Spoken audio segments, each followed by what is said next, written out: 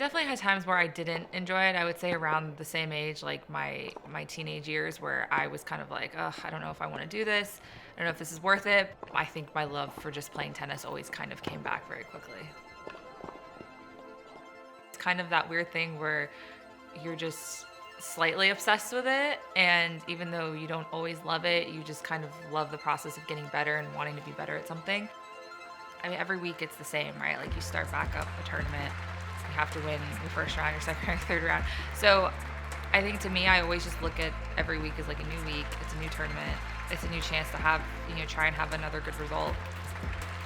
It's always going to be a long journey, and there's going to be a lot of ups and downs, but I think as long as you kind of accept that things are always going to change and you can adapt and change your perspective and your mindset, that you can always keep growing and stay in motion.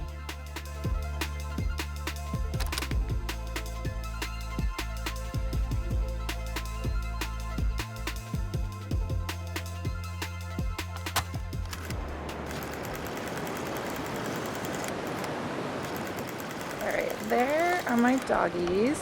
This is Tucker. He does bad stuff and he's not supposed to go in the pool. Maddie, come here. Maddie, come here. Here's Dexter. They all love to go swimming. Yep. Tucker's a lab, so he loves being in the water. And they actually all love to go swimming, and that's Maddie.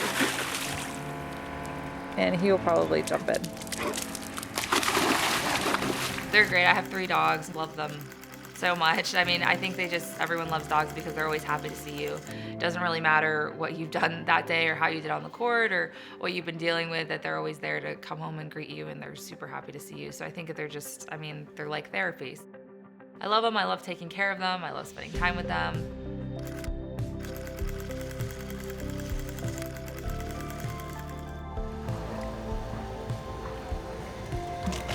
Oh, watch out.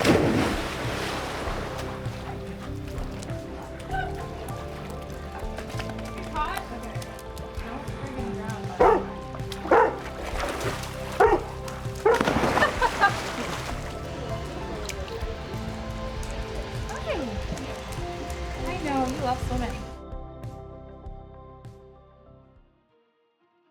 I would say by the time I was 10, I was kind of like, oh, I want to be number 1 in the world.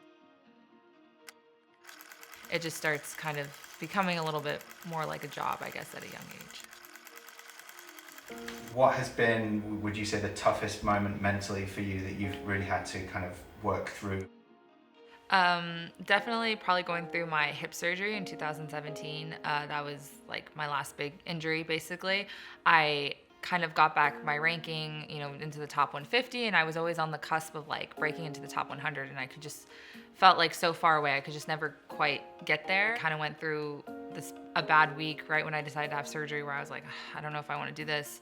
You're trying to make the smallest gains. Like I remember picking up my leg, like I lost the feeling in my quad, so I couldn't actually like do a leg lift. And you're sitting there as like a professional athlete going, okay, this is really bad. So I think you just have this moment of doubts where you're trying to accomplish the smallest of tasks, and then you're thinking about, how am I supposed to go out and be dominant in a sport when I'm doing something so small? Sometimes it's hard to kind of keep going and stay positive about the process. The mental health journey was a lot of ups and downs, but once I was making more decisions about my coaches, my team, my training, that I just grew a lot from that whole process, and definitely became more comfortable running my own career. Well, one thing I definitely did was journal a lot. I definitely like to journal and kind of like jot down my thoughts. To me, I don't know, it's therapeutic, like putting it on paper.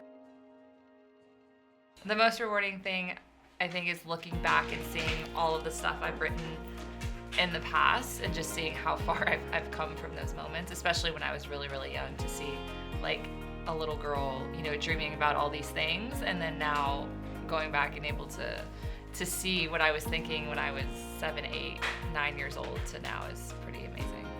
Found a journal, like an entry that I wrote, like my body's gonna be able to hold up, like I'll see how this goes, but I feel really good, and we'll see like how playing the year goes. And I'm like, wow, that was like, I don't know, 5, 6 years ago. So it was cool to see that my body did hold up and that I've had success since then, and that I stuck through that. But it's pretty cool when you read back and you see where your mindset was then and where you are now. Tennis is only, a small part of your life, and I think you have to keep like a healthy mindset for the rest of your life, because that's just the way it is. Like, you're not going to be a top player for, your whole life.